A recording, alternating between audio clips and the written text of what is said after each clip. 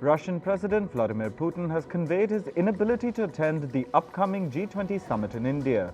Instead, Russian Foreign Minister Sergei Lavrov will be attending the summit. The news broke after Putin and Indian Prime Minister Narendra Modi spoke on the phone on Monday. The Indian PM expressed his understanding for Putin's decision. The two leaders agreed to remain in touch. South Korea will increase its financial aid to war-torn Ukraine. Seoul will increase the aid to $394 million next year. This marks an 8-fold increase in aid as compared to this year. In July this year, South Korean President Yoon Suk-yeol announced that his country would also provide military supplies to Ukraine. North Korean leader Kim Jong-un called for the strengthening of the country's naval forces. He accused the United States of turning the waters near the Korean peninsula into the most unstable waters with the danger of a nuclear war. Kim said this during a visit to North Korea's Navy Command. He was there to mark the Navy Day of the Korean People's Army. He was accompanied by his daughter, Kim Joo-ae. Special Command troops of the United States and South Korea conducted a joint maritime infiltration training on Monday. This was part of the Ulchi Freedom Shield exercises. About 100 American and South Korean soldiers were mobilized for the drills. They took place off South Korea's coast in Yangyang County. The Ulchi exercises are designed to enhance the response to North Korea's nuclear and missile threats. Former US President Donald Trump will face a trial in March 2024. This is for trying to overturn the 2020 presidential election result. The trial will be held on March 4th, just one day before what's known as Super Tuesday. It's a potentially crucial day in the Republican presidential nomination contest. Trump's lawyers want the trial to take place in April 2026. They say they need that long to prepare for the trial. A burning helicopter crashed into an apartment complex in the U.S. state of Florida.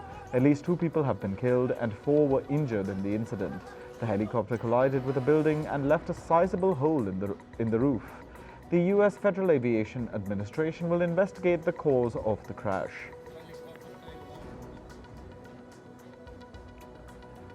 Pakistan's former Prime Minister Imran Khan was arrested on Tuesday. This came just hours after the Islamabad High Court suspended his 3-year sentence in the Toshakhana gift case. Imran Khan has now been arrested under the Official Secrets Act.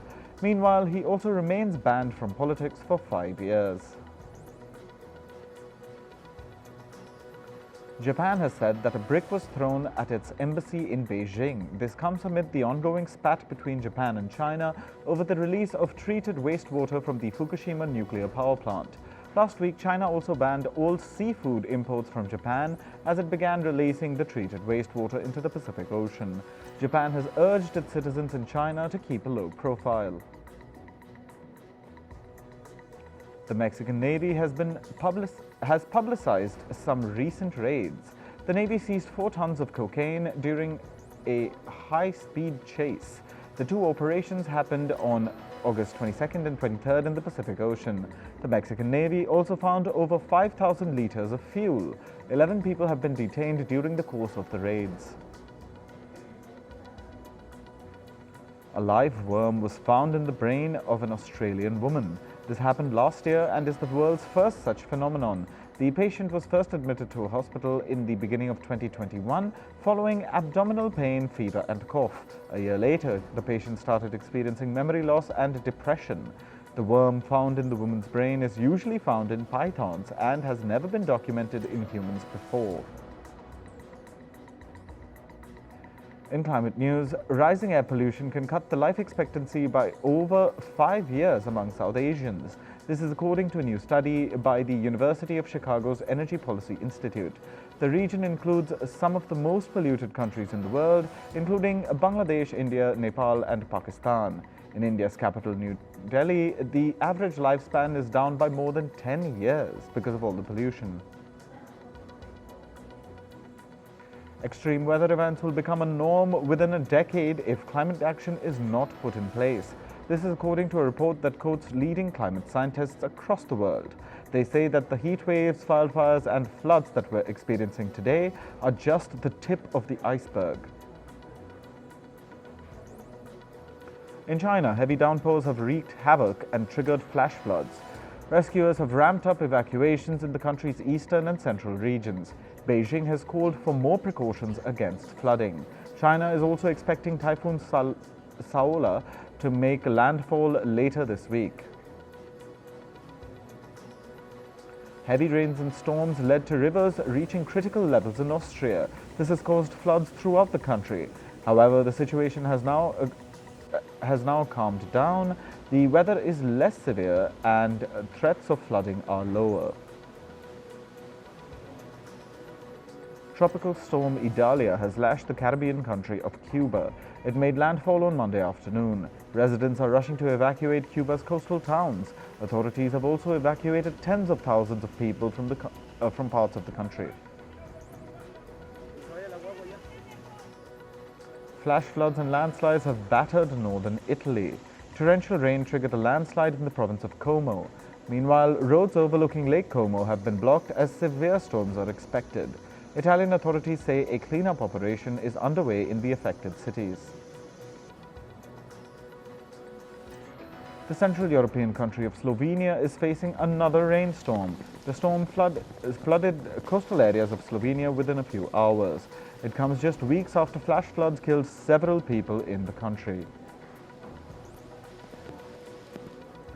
Storm Franklin is a very powerful Category 4 hurricane. The U.S. National Hurricane Center said this in its latest advisory. The storm is causing life-threatening surf and rip currents along the coasts of the southeastern American states. The U.S. city of Phoenix in Arizona is facing another round of scorching summer heat. Temperatures have hit about 47 degrees Celsius. This could be the hottest summer on record. This is according to a meteorologist at Phoenix's weather office. The devastating wildfires at Maui's Lahaina region have exposed the severe shortcomings of the U.S. government. This is according to residents of the Hawaiian island. Residents blame the U.S. government's poor emergency management and lack of social responsibility for the catastrophic impact of the fires. Hundreds of people are still missing in the state of Hawaii. The Maui fires have claimed the lives of 115 people. Now on to business and tech news. Toyota suspended operations at 12 of its plants in Japan on Tuesday morning. Only 2 of its Japanese plants remained online in the morning. This was due to a system failure. Operations at all 14 facilities are now shut since it's the day's second shift. While the reason for the failure is not clear, the automaker has confirmed it is not a cyber attack. In total, the 14 plants reportedly account for nearly a third of Toyota's global production. Shares of Vietnamese electric vehicle maker VinFast surged 21% on Monday. This has helped the automaker quadruple its market value to $160 billion. Earlier this month, the company made its market debut with an initial public offering. Ever since, its valuation has been growing. This has made VinFast the third most valuable automaker in the world. It stands just behind Tesla and Toyota. Bankrupt electric truck maker Lordstown Motors is reportedly formulating a debt repayment plan. It's hopeful about finding buyers for all or parts of its business. In June this year, the company filed for bankruptcy protection and put itself up for sale. This was after Lordstown failed to resolve a dispute with Taiwan's Foxconn over a promised investment. General Motors has begun manual data collection in the U.S. cities of Seattle and Washington, D.C. This is for its Cruise robotaxis. Manual data collection involves manually driving a robotaxi around. This is to get information on local driving habits in Seattle and Washington, D.C. This comes despite Cruise facing a series of accidents in San Francisco. Earlier this month, General Motors launched its Cruise robotaxi services in San Francisco City. After the launch, the robotaxis were involved in a series of incidents, including crashes. The United States Transportation Department has fined American Airlines $4.1 million. This is for unlawfully keeping thousands of passengers on the tarmac for hours. The airline also prevented passengers from deboarding the plane. In some cases, passengers were not given food and water as required. This is a violation of the U.S. Transportation Department's tarmac delay regulation. The American Airlines fine is the largest ever penalty imposed for violating the rule. Joshua Wright, the former commissioner of the U.S. antitrust regulator, is reportedly facing a host of sexual harassment allegations. 8 women have accused Wright of using his influence to make sexual advances towards female students, staffers, and job applicants. Several of them reportedly said they feared losing opportunities if they turned him down. Wright has denied the allegations. He says all his relations have been consensual. U.S. lawmakers have asked the country's markets regulator to audit Chinese fast fashion company Shein. This is for the use of forced labor in the retailer's supply chain. The Securities and Exchange Commission received a letter last week. The letter urged the SEC to ensure that foreign companies listed on U.S. exchanges comply with American laws. This comes ahead of Shein's potential initial public offering in the U.S. Brazilian beauty conglomerate Natura & Co. is considering selling off The Body Shop. This is after the skincare and cosmetics line saw another quarter of declining sales. Analysts believe that the sale of The Body Shop could be valued at about $500 million. In April, Natura also agreed to sell its luxury brand Aesop to French cosmetics group L'Oréal. U.S. Senator Chuck Schumer will host tech leaders at an artificial intelligence forum on September 13th. This will include Elon Musk, Mark Zuckerberg, Sundar Pichai, and Sam Altman. The forum will aim to lay down a foundation for new artificial intelligence policies. Several governments from around the world are considering ways to mitigate the dangers of AI. This is ever since the launch of OpenAI's ChatGPT, which quickly became a global sensation. New Zealand will introduce a new legislation this week. It will impose a digital service tax on large multinational companies. However, the legislation will come into effect only from 2025. This comes as governments around the world are concerned that tech giants like Google and Facebook do not pay their fair share in taxes. Moving on to sports. In cricket, experienced wicketkeeper Matthew Wade has replaced Glenn Maxwell in the Australian squad. Maxwell has been ruled out of Australia's 3-match T20 international series against South Africa. This is after he picked up an ankle injury during a training session. The Australian team says Maxwell's injury will be monitored ahead of the one-day International World Cup in India. New Zealand's captain Kane Williamson has been given a deadline to prove his fitness for the upcoming ODI World Cup. He has about 2 weeks before New Zealand's World Cup squad is announced. The 33-year-old sustained a knee injury in April. This was when Williamson was playing for the Gujarat Titans in the Indian Premier League. The ODI World Cup is starting on the 5th of October. In football, Spanish football chief Luis Rubiales' mother has gone on a hunger strike. This is after Rubiales was widely criticized for kissing Spanish footballer Jenny Hermoso. The incident happened during Spain's post-match celebrations at the FIFA Women's World Cup. Reports say Rubiales' mother plans to continue her hunger strike indefinitely. She said, and I quote, "The inhuman and bloody hunt that they are doing with my son is something he does not deserve." FIFA has suspended Rubiales for 90 days. Spanish prosecutors have opened a preliminary investigation into the kissing incident. FIFA has lifted its suspension of the Sri Lankan Football Federation. The ban was imposed in January. It was due to political interference in the administration of football in Sri Lanka. Now, FIFA has officially rescinded the Sri Lankan football ban. Atletico Madrid thrashed Rayo Vallecano 7-0 in La Liga. This was Atletico's biggest ever away win in the Spanish league. The opener was scored by Antoine Griezmann just 2 minutes into the game. Atletico was leading 3-0 before half-time. The next 4 goals came in the second half, with Alvaro Morata netting twice. Chelsea's Romelu Lukaku will join Serie A club Roma on a season-long deal. Roma will pay around $10 million to take the 30-year-old striker. They will also be covering Lukaku's salary worth about $8 million over 10 months. Roma's owner Dan Friedkin will reportedly fly Lukaku to Italy himself. Real Madrid winger Vinicius Jr. has been sidelined with an injury. The 23-year-old suffered a thigh injury on Friday during a La Liga match. Vinicius will reportedly take at least 6 weeks to recover. In tennis, world number 1 Iga Świątek entered round 2 at the US Open. The 22-year-old from Poland beat Rebecca Peterson of Sweden 6-0, 6-1 in straight sets. Świątek will next face Australia's Daria Saville. World number 6 Coco Gauff also advanced to round 2 of the US Open. The American took on Germany's Laura Siegemund in the first round. Gauff lost the first set 3-6, but then fought back 6-2, 6-4. She will next play the Russian Mira Andreeva. Novak Djokovic made a winning comeback to the US Open on Monday.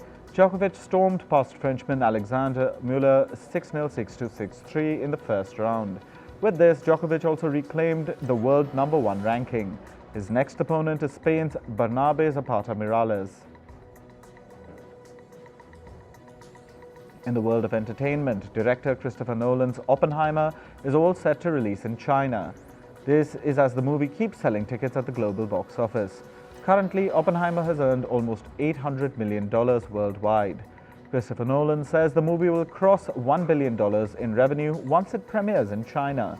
Oppenheimer will also become the first major Hollywood movie to screen in China after the COVID-19 pandemic. Director Greta Gerwig's Barbie continues with its wild run at the global box office. It has now become the highest-grossing film for the Warner Brothers studio. The Margot Robbie starrer overtook Harry Potter and the Deathly Hallows Part 2 to set the new record. Barbie has now earned over $1.34 billion in revenue. HBO has cancelled the show titled The Idol, starring singer The Weeknd and Lily Rose Depp. This comes less than 2 months after the show's Season 1 finale aired. The series has made headlines for its bold and explicit scenes. HBO has not given a reason for the show's cancellation. Singer Adele revealed that she had collapsed backstage after her concert in the American city of Las Vegas. This was after she suffered a flare-up of her spinal cord condition. Adele also said that she was unable to move because of a sciatica attack. The condition is caused by pain radiating from the sciatic nerve, causing extreme discomfort and pain in the legs and lower back. Rapper Eminem has asked Republican presidential candidate Vivek Ramaswamy to stop using his music during presidential campaign rallies. This comes just a week after Ramaswamy delivered an impromptu performance of Eminem's hit song Lose Yourself at a rally in the U.S. state of Iowa. A spokesperson for Ramaswamy said he will comply with Eminem's request. Hip-hop artist Cardi B has revealed that she plans to launch her new album shortly. During an interview, she said, and I quote, "I am not going to release any more collaborations. I'm going to put out my solo album." The announcement has left her fans delighted. Cardi B last released a solo album 5 years ago, which was titled Invasion of Privacy. Legendary singer Elton John was discharged today after spending a night in the hospital. This was after the 76-year-old fell over at his villa in southern France. The singer was treated for minor injuries. Elton John was discharged from the hospital after doctors declared that he was in good health. Bernie Marsden, the founding member and guitarist of rock band Whitesnake, died at the age of 72. The announcement was made by his family members. They also said that Marsden died from natural causes. The Whitesnake lead guitarist is best known for co-writing the hit songs Here I Go Again and Fool for Your Loving. Josh Saiter, who was a former contestant on the show The Bachelorette, has died at the age of 36. This comes just 4 days after the model and actor opened up on social media about struggling with mental health. His family did not disclose the cause of his death. Saiter was best known for his appearance on season 11 of The Bachelorette in 2015.